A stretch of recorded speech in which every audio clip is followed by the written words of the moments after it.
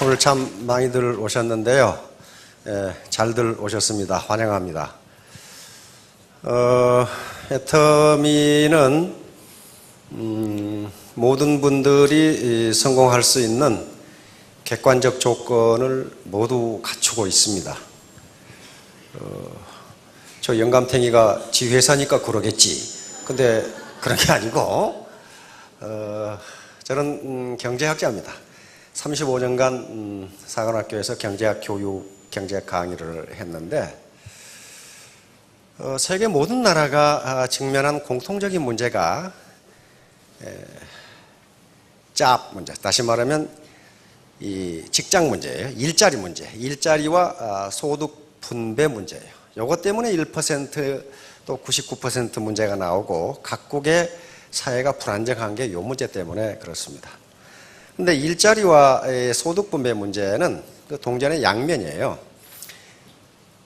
좋은 일자리가 없기 때문에, 그러니까 괜찮은 일자리라고 그럽니다. 괜찮은 일자리는 많아요. 그런데 괜찮은 일자리가 적어요. 디센트 잡이라고 그러는데 괜찮은 일자리하고 소득하고 밀접한 관계가 있어요. 그래서 두 가지 문제를 경제학자들은 해결하기 위해서 여러 가지 대안이 나오는데 그게 잘 해결이 안 돼요. 왜냐하면 그것은 정부 경제정책으로 잘 되는 게 아닙니다. 기업에서 해야 할 일이거든요. 그런데 애터미에서는 그런 성공할 수 있는 객관적인 조건을 갖추고 있습니다. 다시 말하면 어떤 조건에 관계없이 사업을 하고 싶은 분은 돈 한 푼 안 들이고 사업자가 될 수가 있어요. 하다못해 동네 친목계에 들어갈 수 있는 조건이 있습니다. 아무나 들어가는 게 아닙니다. 이웃동네 아저씨가 와가지고 그 동네 친목계에 들어간다, 그렇게 되지를 않아요. 그런데 애터미는 진입의 자유가 있기 때문에 하고 싶은 사람은 누구든지 할 수 있고 하기 싫으면 언제든지 그만둘 수 있어요. 다시 말하면 진입과 퇴출 자유가 있어요. 그러니까 이게 진입과 퇴출 자유가 있으니까 이게 사소한 사업이겠거니 그러시는데 그렇지가 않습니다.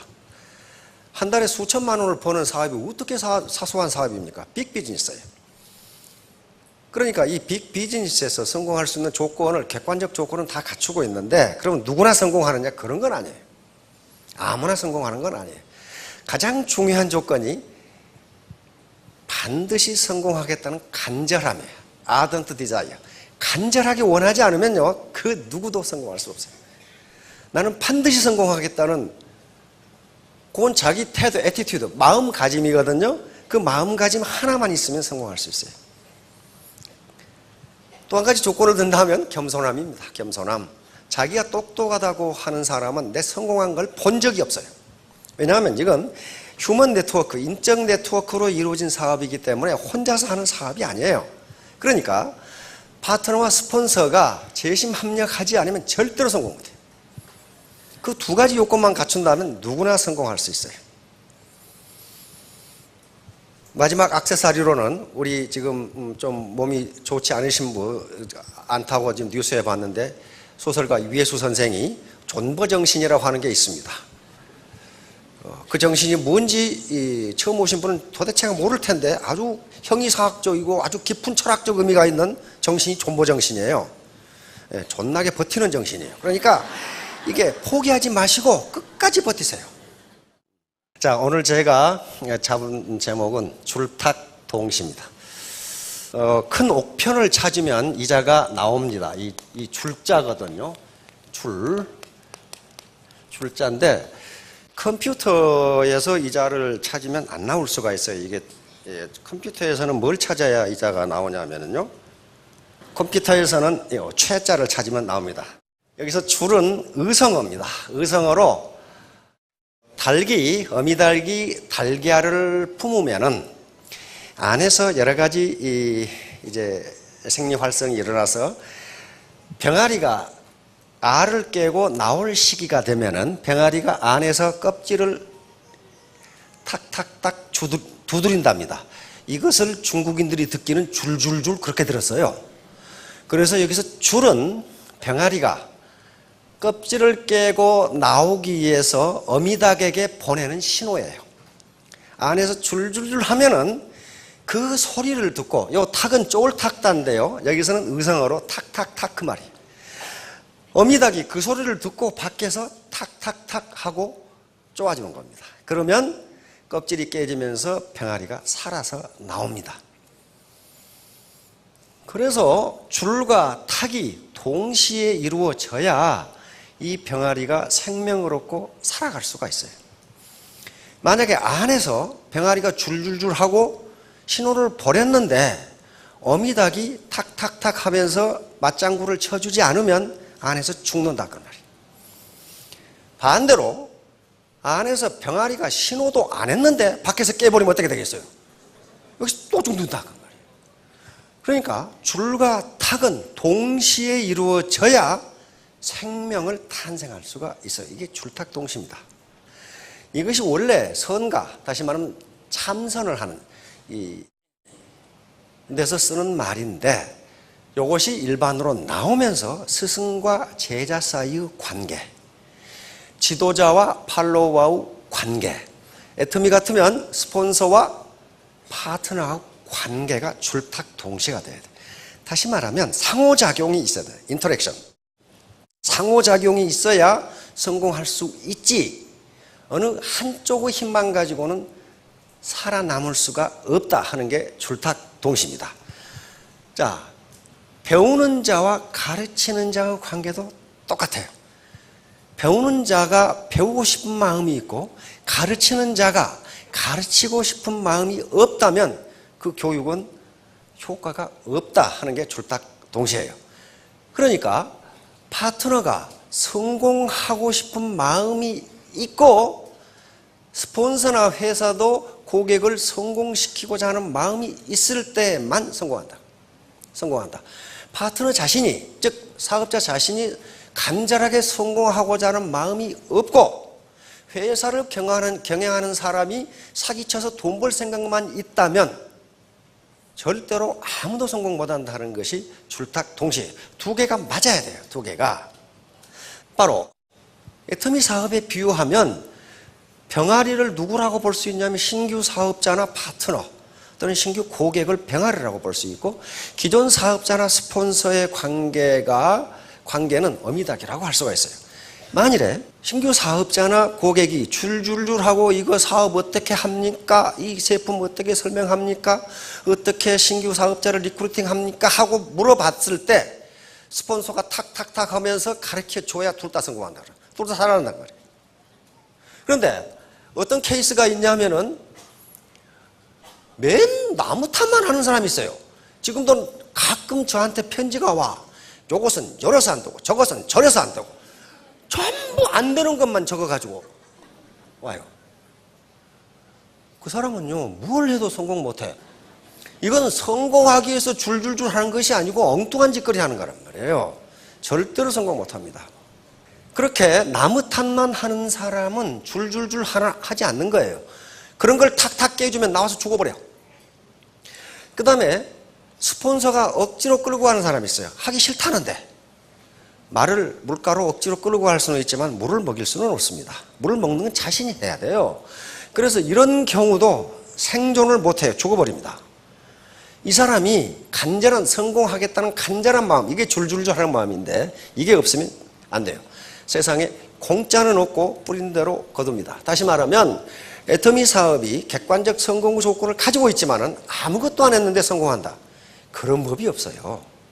만약에 애터미 사업을 하면 다 성공한다 했으면 여기 계시는 분들은 여기 못 앉아 계세요. 왜냐하면 서울대학 연세대학 나온다면 다 앉아 있을 거라고. 그렇게 좋은 게 있어? 하고. 그런데 다행히 그것이 아니기 때문에 우리 보통 사람의 몫이 된 거예요. 그리고 불법 다단계가 무지무지 많아요. 불법 다단계, 지금도 사기치는 놈이 있고, 엊그제도 그 사기치는 뉴스 나오던데 가만히 들어보니까 사기 당한 놈이 나쁜 놈이더라고 보니까. 그럼 사기를 어떻게 치나 봤더니 사기 당한 사람이 일확천금을 바란 거예요. 우리 대한민국에 그런 거 없습니다. 그런 거 없어요. 절대로 일확천금 바란 거 없어요. 근데 다행인 것은 그런 불법 다단계들이 다단계에 대한 이미지를 나쁘게 해놨기 때문에 그나마 우리 보통 사람 서민 차지가 된 거예요. 이미지가 좋다면 이미 삼성이나 현대가 다 해자시고 이게 안 남아 있어요.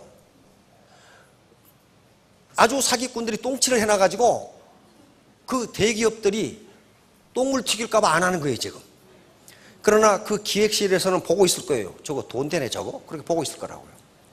일반적으로 값이 나가는 제품은, 품질이 괜찮은 제품은 짝퉁이 있어요. 루이비통 짝퉁 있죠.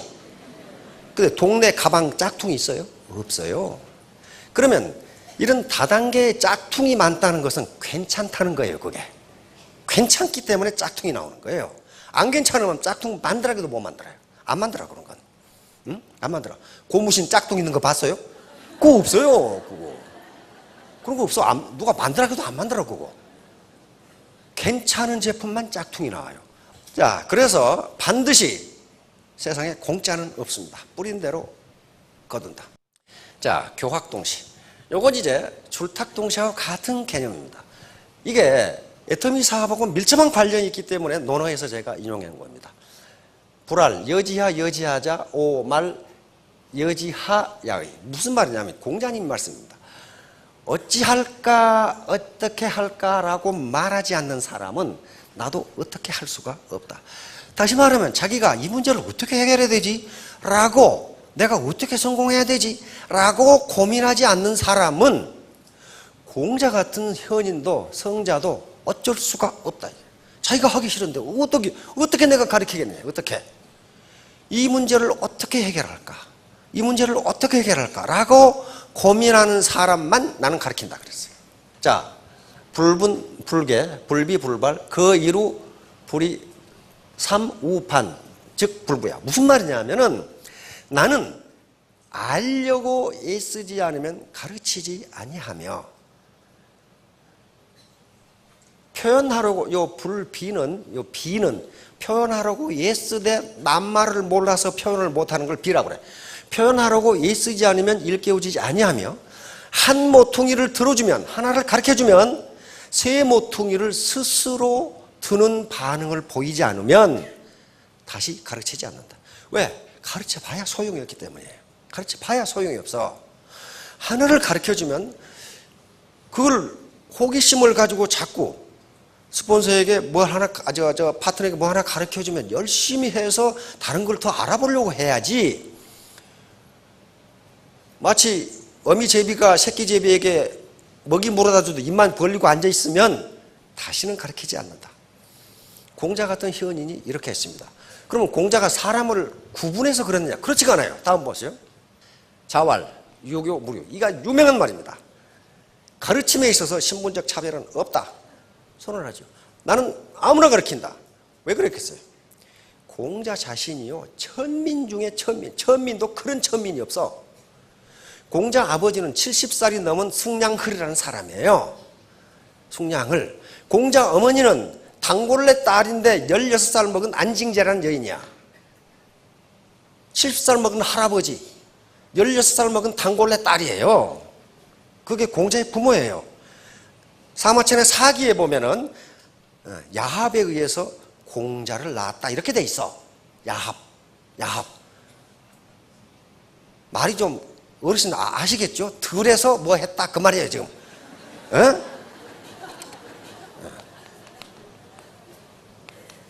이거란 말이에요. 그런데 승냥흘은 벌써 마누라가 둘이나 있었어, 본처가. 그러니까 공자는 천민 중에 천민. 그 당시 단골레라는 게, 무당이라는 게 천민이죠. 그런데 아버지는 70이 넘고 어머니는 16살이야. 그래서 자기 본가에 자기 아버지가 죽었는데도 자기 아버지한테 가지를 못했어. 왜? 본가 아들들이 두들겨 패가지고. 천민 중에 천민. 그러니까 공자는 어떤 사람이에요? 걸어서 하늘까지 간 인물이에요. 많은 사람들이, 많은 현자들이 자기 스승이 있는데 공자는 스승이 없어. 왜? 그 단골레 아들을 누가 가르쳐줘? 돈도 없고 아무것도 없는데. 그래서 이런 사람이기 때문에 유교 무료 가르치면은 신분적 차별은 없다. 그 다음에 속수예를 행한 사람 이상이면 내가 아직 가르치지 않은 적이 없다. 이 말은 무슨 말이냐면은 그 당시에 누구에게 배우러 갈 때 신분에 따라서 가지고 가는 예물이 달라요. 예를 들면 경대부 같은 경우는 스승에게 옥을 갖다가 드린다거나, 이런 식으로 신분에 따라서 뭐 선비, 사 같으면 뭐 꿩을, 닭이나 꿩을 갖다 드린다거나. 근데 속수라는 것은 뭐냐 하면 마른 고기포예요. 마른 고기포. 이것은 가장 가난한 사람들이 스승에게 보이는 예의예요. 예의. 그러니까 스승에게 배우러 가는 사람이 최소한도의 예의는 갖춰야 된다. 이 말이에요, 지금.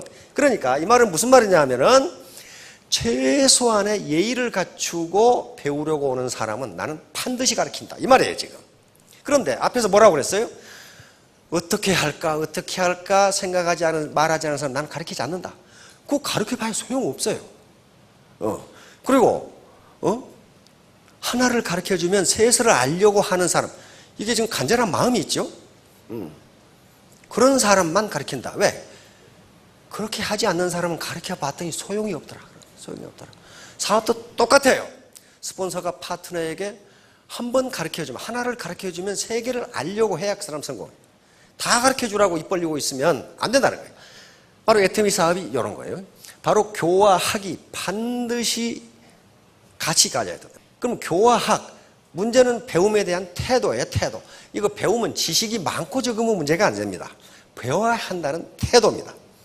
자, 교학 상장. 가르칠 교자, 배울 학자, 서로 상자, 클 장자 또는 기를 장자니까 가르치고 배우는 것은 서로를 성장시킨다. 그런 말이에요. 그러니까 가르치는 사람과 배우는 사람이 가르치는 자는 일방적으로 가르치고 배우는 자는 일방적으로 배우는 것이 아니라 가르치면서 배우고 배우면서 가르친다. 좀 헷갈립니까? 이건 매우 중요해요. 다시 말하면 교육은 상호작용이다. 교육은 일방적으로 메시지가 가는 게 아니고 메시지를 서로 주고받는다는 거예요. 메시지를 주고받는다. 그리고 교육은 뭐다? 소통이다. 소통. 일방적으로 가르치는 법은 없다. 그래서 가르치는 자는 가르치면서 배우고 배우는 자는 배우면서 가르친다. 이게 아주 교육의 본질이에요. 이 말이 무슨 말이냐 하면은 배우지 않으면 자기가 모르는 것이 뭔지를 모른다는 거예요.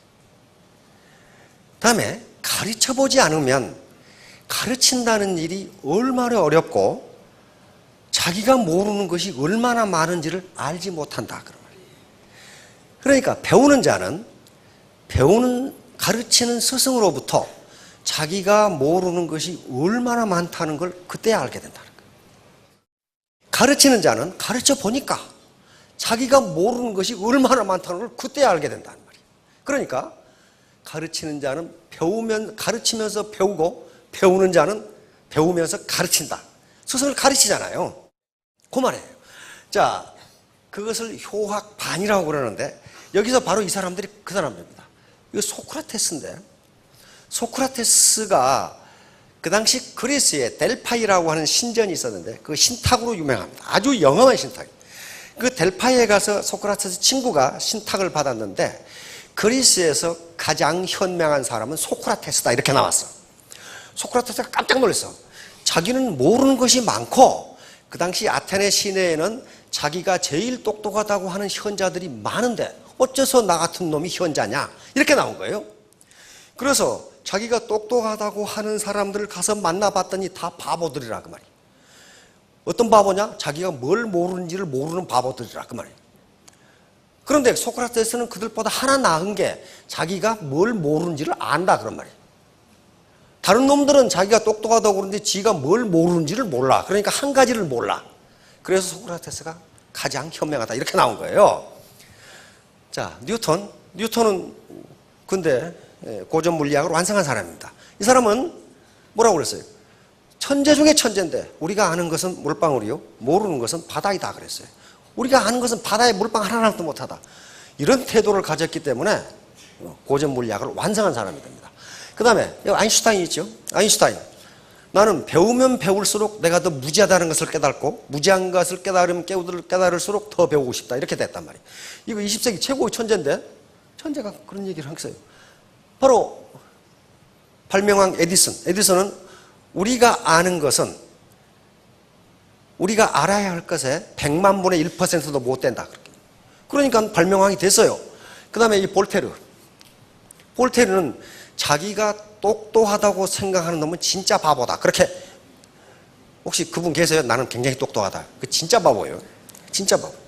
근데 요걸 최근에 미국 경영학 교수가 또 실험을 했더라고. 그 실험 안 해도 알겠구만은. 실험을 했어. 쑥 임상 실험을 해보니까 진짜 똑똑한 사람은 자기가 모르는 것이 많다고 생각하더라 이거야. 그러니까 모르는 것이 많다고 생각하니까 어떻게 합니까? 계속 공부를 해. 계속 다른 사람 말을 들어. 근데 바보는 자기가 무지 똑똑하다고 생각하고 있더라 이거야. 그러니까 다른 사람 말도 안 듣고 공부도 안 해. 그러니까 시간이 갈수록 그러면 바보가 되더라 이게. 그런 개념이에요. 그러니까 이건 현재 지식의 많고 적음의 문제가 아니고 배움에 대한 태도예요. 효학반. 이것은 서경애라는 책에 나오는데, 효학반은 교학반이란, 가르치는 것은 배우는 것이 절반이다. 그럼 똑같은 말이에요. 가르치는 것은 제가 가르치지만은 가르치는 것은 배우는 것이 절반이에요. 여러분들이 저를 가르친다. 그러면 그러니까 서로 가르치고 배운다는 건 상호작용이지 일방적으로 메시지가 가는 게 아니다. 열명이라는 서경에 나와 있는 열이라는 재성 이름이고, 이건 무정이라는 임금이 명했다 그래서 열명인데, 여기에 앞에 글에 세 가지가 나옵니다. 열이라는 재상이 상나라 임금이 무정에게, 황제예요. 황제에게 하는 말이 많은 사람의 의견을 들어야 합니다. 황제한테 얘기한 거예요. 황제한테. 그러니까 황제면, 그 당시에 황제면 어떻습니까? 아주 무소불위의 권력을 가지고 있는데도 많은 사람의 의견을 들어야 합니다. 옛 교훈, 역사에서 배우라. 과거에서 배우지 않는 나라 치고 오래가는 나라가 못 봤습니다. 그렇게. 옛일에서 배우라. 세 번째, 임금에게 하는 소리가 배움에 있어서는 겸손한 태도를 취해야 합니다. 이 세 가지를 조언한 거예요. 그러면서 여기에 가르치는 것은 배우는 것이 절반입니다. 임금이 신하에게 가르친다고, 백성을 가르친다고 생각하지 말라 이거야. 백성은 보통 배우는 게 절반이다. 이렇게 해서 기울어져 가던 상나라를 다시 부흥시킨 임금이 무정입니다. 거기에 바로 열이라는 재상이 이렇게 하는 거예요. 다른 사람 말을 들으세요. 임금에게 다른 사람 말을 들으세요. 역사로부터 배우세요. 왜요? 누가 어떻게 망했는가 배우란 말이에요. 그리고 임금이라도 배움에 있어서는 겸손하십시오. 이렇게 조언을 한 거예요. 그래서 상나라를 부흥시켜버려요. 바로 에테미 사업도 마찬가지. 에테미 사업은 바로 교학상장이에요. 스폰서가 가르치고 파트너가 배우고, 파트너가 줄줄줄 그러면 스폰서가 탁탁탁 해줘야지, 탁탁탁 안 해주는 사람들이 있어요. 그 조직은 가만히 보면 망해버려요. 그 조직을 그 스폰서를 뭐라고 그러냐? 돼지클럽이라고 그러거든. 돼지클럽. 꿀꿀꿀 하면서 받아먹기만 하지 줄줄을 몰라. 그 조직은 죽어버려요. 그런데 꼭 파트너만 줄줄줄 하느냐? 그렇지 않아요. 스폰서도 파트너에게 요구하는 게 있습니다. 줄줄줄 하고 요구하면 파트너가 탁탁탁 하고 상호작용을 해줘야 그 조직이 잘 돼요. 스폰서가 탁탁 줄줄 했는데 파트너들이 똑똑한 건 너 혼자 해라 그래 버리면요, 그거 망해버려요. 반드시 같이 해야 돼요. 바로 이 집단지성은 교학상장에서 나옵니다. 가르치고 배우면서 서로 성장한다. 같이 성장시킨다 그런 말이에요. 가르치는 사람은 배우는 사람을 성장시키고, 배우는 사람은 가르치는 사람을 성장시키고, 그러니까 가르치는 자와 배우는 자가 같이 성장한다. 이게 동반성장이에요. 동반성공이고, 그렇게 하지 않으면 에테미 사업의 성공을 불가능합니다. 혼자 성공 절대로 못해요. 분죽도 하필립. 흩어지면 넘어지고 합하면 산다, 일어선다 그 말이에요. 뭉치면 살고 헤어지면 죽는다. 이게 시너지 효과인데 1+1이 3 또는 그 이상이 되는 게 시너지 효과라고 그럽니다. 단순 산술적 합보다 전체의 힘이 더 커지는 거예요. 바로 이 집단지성과 시너지 효과 때문에 에테미에서 돈을 버는데, 각시탈이란 드라마가 있었어. 각시탈에서 여운형 선생이 한 말입니다. 여운형 선생의 휴회가 있어요. 독립운동이 우리 민족이 힘을 합하면 이기고 분열하면 망한다. 그 말이었거든. 여기죠. 예, 분죽도 하필립, 정관 매진. 똑바로 보고 앞으로 매진해 나가자. 예, 이 말은 원래 벤자민 프랭클린이 한 말입니다. 벤자민 프랭클린이 join or die라고 필라델피아 가제트 신문에 이렇게 그림과 함께 요게 이렇게 잘라지면 죽는다. 요 말을 인용한 분이 6.25 한국전쟁 때 이승만 대통령이 이 말을 해서 아주 그 당시 구호로 썼습니다. 우리는 이걸 줄줄 외우고 다녔어요. 그냥 뭉치면 살고 흩어지면 죽는다. 이게 지금 우리 애터미 사업하고 정확하게 맞아요. 뭉치면 살고 뭉치면 성공하고 흩어지면 실패합니다. 역시너지 효과는 좋지 않은 점만 물려받은 거예요. IQ 130짜리를 모아놔도 성과는 IQ 60밖에 안 되는 경우가 있다. 그럼 뭐예요? 각자가 서로 자기만 똑똑하다고 하고 커뮤니케이션이 안 되면 IQ 130짜리를 모아놓은 조직이라도 거기서 나오는 성과는 IQ 60밖에 안 된다. 그런 말이에요. 커뮤니케이션이에요, 커뮤니케이션. 이 사람이 버나드 쇼죠. 어떤 미모 여인이 버나드 쇼에게 편지를 보냈죠. 선생님의 그 좋은 머리와 내 미모를 합하면 거기서 아들이 나온다면 머리 좋고 잘생긴 아들이 나올 겁니다. 결혼하자. 그랬단 말이에요. 그러니까 버나드 쇼가 편지를 뭐라고 보냈어요? 당신의 그 나쁜 머리와 내 못생긴 얼굴이 합한 아들이 나오면 어떨 건데요? 자, 시너지 효과. 시너지 효과는 바로 1 플러스 1이 3 이상이 되는 것인데요. 가장 전형적인 것은 청춘 남녀가 결혼해서 아이를 낳는 게 시너지 효과입니다. 1 플러스 1이 2가 돼야 되는데 3이 되잖아요. 4가 되잖아요. 이때 반드시 이질적인 것이 만나야 돼요. 남자와 남자가 만난다거나 여자가 여자가 만나면 절대로 3이 되지 않습니다. 그래서 반드시 시너지 효과는 언제 나타나느냐? 다른 이질적인 요소가 만날 때 나타나요. 뉴욕이라든가 런던이라든가 파리라든가 하는 데가 패션 도시입니다. 그런데 우리 프로야구가 시작되면은 미국에서 스카우터들이 우리 야구장에 와서 야구 구경을 해서 유망한 선수를 뽑아서 이 미국의 메이저리그에 팔아먹는단 말이에요. 그러면 이제 이 슈퍼모델 스카우터들도 슈퍼모델을 스카우트하기 위해서 전 세계를 돌아다닌답니다. 그러면 슈퍼모델 이 스카우터들이 그러면 뉴욕이나 뭐 프랑크푸르트나 런던이나 무슨 또 이 파리 패션쇼에 가느냐? 그렇지가 않다고 그래요. 뭘 보냐 하면은 역사책을 보고 역사적으로 어떤 지역이 가장 침략을 많이 당했는가? 그리고 가장 개방적인 지역이었던가? 거기에 혼혈이 많아. 혼혈이 피가 여러 번 섞인 여러 민족하고 섞인 혼혈이 많은데 그 혼혈이 아주 기가 막히다는 거예요. 여기 보듯이 키가 늘씬하고 얼굴이 예쁘고 몸매가 아주 좋고 그다음에 머리까지 좋답니다. 그래서 뉴욕타임스에서 조사를 해봤어요. 조사를 해봤더니 세계 슈퍼모델의 대부분은 혼혈이다 이렇게 결론을 했어요. 순혈은 계속 열성만 나온다. 그런데 유전학적으로 그것이 왜 그러는가는 아직 결론을 못 내리겠어요. 왜 그런 현상이 나타나는지. 이제 늑대소년 이야기는 늑대가 기르다가 나중에 사람이 길러봤더니 어떻게 되더라? 배우지 못하더라. 다시 말하면 이렇게 전체 미팅 시스템에 참여하지 않고 집에서 혼자 있는 사람은 결코 애터미 문화를 배울 수 없다는 게 늑대소녀 이야기가 주는 교훈이에요. 나중에 데려다가 앞만 가르쳐봐도 안 되더라는 거예요. 그릇을 잡는데 1년 반을 교육시켰더니 겨우 그릇을 잡더라는 거예요. 그 정도 안 돼요. 문화를 혼자 떨어져 살고 있으면. 여기서 많은 분들이 테스트머니를 할 때, 이 스피치를 하실 때 내 힘으로 성공하는 게 아니다. 그건 틀림없는 사실입니다. 그 사람이 무슨 겸손해서 그런 얘기 하는 게 아닙니다. 겸손해서 그런 게 한 게 아니고 혼자의 힘으로는 그건 개별지성입니다. 개별지성의 힘으로는 절대로 성공할 수 없어요. 이건 집단지성이 되어야 됩니다. 집단지성. 서로 동반성장이 돼야 돼요. 줄줄 탁탁 하면서 동반성장이 돼야 돼요. 그렇지 않으면 성공 못합니다. 왜 동반성장이 돼야 되냐 하면은 라인을 뻗어가면서 그것이 기하급수적으로 소득이 늘어나기 때문에 가능해요. 혼자는 산술급수밖에 되지를 않아요. 혼자 아무리 구멍가게를 열심히 해도 그건 산술급수입니다. 그러나 많은 사람이 휴먼 네트워크를 통해서 사업을 하게 되면 기하급수 원리가 거기에 적용이 돼요. 자, 보세요. 1원으로 시작한 임금이 기하급수로 늘어나면 한 달에 얼마나 될까?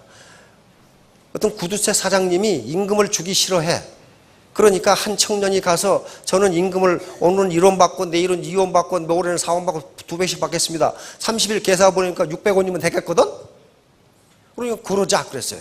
그런데 보세요. 어떻게 되는가 보세요. 예.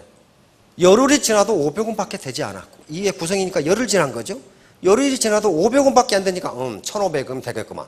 그런데 날이 갈수록 어떻게 됩니까? 25일이 되니까 1,677만 원이 돼요. 30일이 되니까 5억이 넘어요. 31일이 되면 10억이 넘습니다. 그러니까 1원으로 시작한 게 30일이 넘으면 5억이 넘어요. 5억이 넘는다. 이것이 기하급수예요. 그런데 우리는 산술급수에는 아주 친밀하지만 잘 알고 있지만 기하급수는 잘 몰라. 기하급수는 잘 몰라요. 그런데 기하급수 유력 때문에 애터미 사업자들이 돈을 버는 거예요. 혼자의 힘으로 절대로 안 됩니다. 더군다나 기하급수가 적용되기 위해서는 그 단계가 밑으로 많이 내려가야 돼요. 10단계 내려가 봐야 500원 밖에 안 된다. 그런 말이에요. 500원 밖에 안 돼요. 한 달에 500원 받아서 어떡할 거냐고 말이에요. 10단계 내려가. 20단계를 내려가면, 20단계를 넘어가면 그때서 52만 원이에요.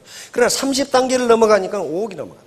그러니까 애터미처럼 무한 단계를 인정해 주지 않으면 기하급수가 성립이 안 돼요. 안 됩니다.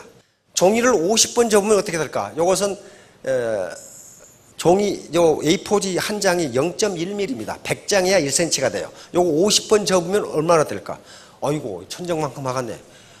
지구에서 태양까지 가는 거리예요, 그게. 이게 기하급수예요. 그래서 네트워크 사업에서 돈을 버는 사람이 나오는 거예요. 절대로 혼자 힘이 아닙니다. 자, 결론입니다. 줄딱동시와 공명. 그러면 파트너가 줄줄줄 했을 때 스폰서가 탁탁탁 해주고, 스폰서가 줄줄줄 했을 때 파트너가 탁탁탁 해주면 성공해요. 이걸 공명이라고 합니다. 리소넌스라고 하는 거예요. 공명. 공명은 엄청난 힘을 발휘합니다. 공명은 무섭습니다. 엄청난 힘을 발휘해요. 그러니까 주파수가 같으면, 스폰서와 파트너의 주파수가 같으면 공명이 일어나서 전업주부가 5천댁이 된다고요. 그런데 공명이 일어나지 않고 주파수가 다르면 감쇄진동이 일어나서 망해버려요.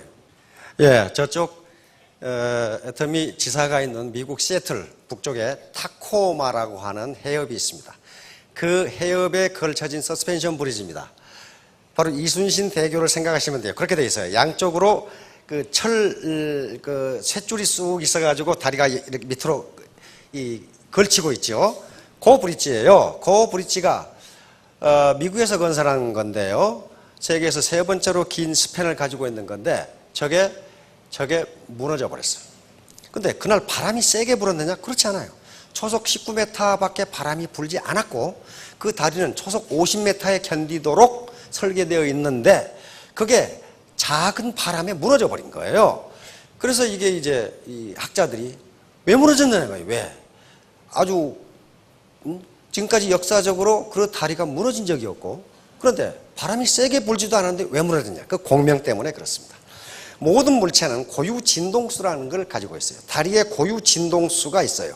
고유 진동수가 있는데 바람이 초속 19m로 불었을 때 이것이 교각에 부딪히면서 와류, 소용돌이 바람이 일어나는데 이 소용돌이 바람의 진동수가 다리의 고유 진동수하고 거의 일치한 거예요.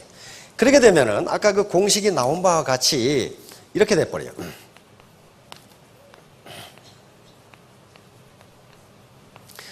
이것은 바람의 속도입니다.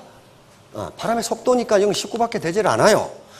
그런데 이것은 이 다리의 고유 진동수고 이것은 소용돌이 바람의 진동수입니다. 이것이 만약에 비슷하게 돼버리면 어떻게 돼요? 분모가 매우 작아져서 이것이 0에 가까우면은 이 진폭, 앰플리튜드입니다. 진폭이 무한대에 가까워요. 다시 말하면 구조물이 붕괴돼 버려요. 그렇게 힘이 있어요. 그러니까 파트너가 줄줄 하는 주파수와 스폰서가 탁탁탁 하는 주파수가 같으면 괴력을 발휘한다는 괴력. 군대 갔다 오신 분은 젊은 분, 요즘은 또 안 간 사람이 많더라고. 군대 갔다 오신 분들 군대 행진할 때는 항상 발을 맞춰가지고 하나 둘. 근데 다리 위에 갈 때는 어떻게 해요? 발을 못 맞추게 합니다. 제 걸음으로 가 그래버려요. 다리 위에서 발을 맞추고 가면 만약에 그 진동의 주파수에 다리의 진동수가 같아지면 다리가 무너져 버려요.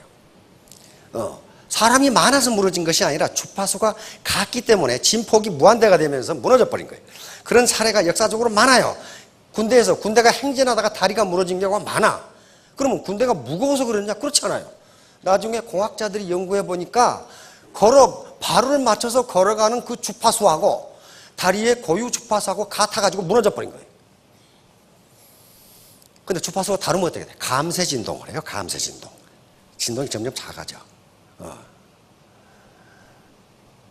파트너가 줄줄줄 그래 탁탁탁 해줘야 되는데 툭툭툭 그러면 안 된다 이거야. 네? 그리고 이 스폰서가 줄줄줄 했는데 툴툴툴 그러면 안 된다는 거예요. 줄탁 그래야지. 자, 그러면 이제 애터미 사업에서 성공할 수 있는 조건, 가장 중요한 조건, 그것은 파트너와 스폰서가 한 마음이 되는 거예요. 그래서 동반 성공하는 겁니다. 동반 성공. 파트너, 스폰서 혼자 성공하는 것도 절대로 혼자 성공 못해.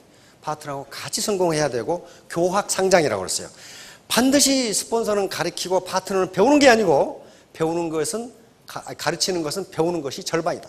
서로 주고받는, 이게 인터랙션이에요. 상호작용.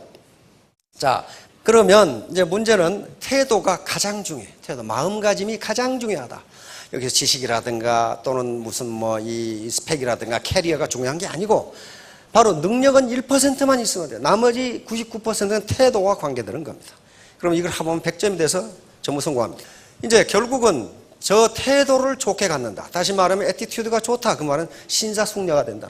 우리가 지향하는, 애터미가 지향하는 최종 목표는 신사숙녀가 되는 겁니다. 그래서 이것은 신사숙녀는 어떤 사람이냐? 인품과 능력을 동시에 갖춘 사람이에요. 마음은 좋은데 능력이 없다. 그건 이웃집 할아버지예요.